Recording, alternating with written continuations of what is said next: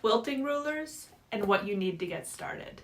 And there are a lot of them. It is really easy to get overwhelmed if you're just starting out. So what I'm going to focus on today is absolute basic quilting rulers you need for piecing your blocks together. Not for free motion quilting, not for using with your sewing machine. That is a whole other conversation, which if you're a beginner, don't even go there yet. Just focus on this part first. So if I was going to choose just one ruler for you to have to get started, it would be a 6x24.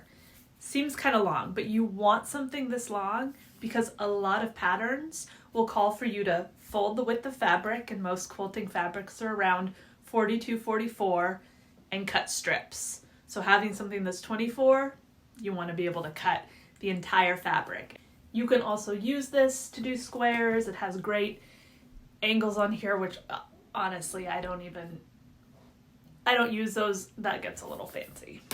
And then the next is a set of squares.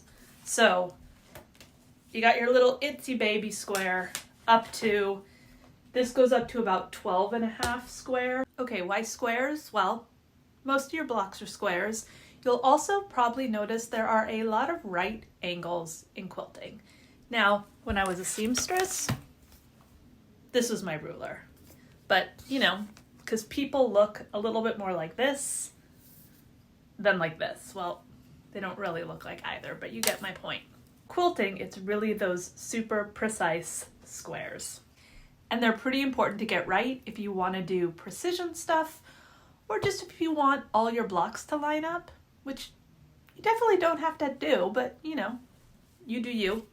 And getting those perfect right angles and getting those like little squares to square up, I can't do it without one of these little square rulers.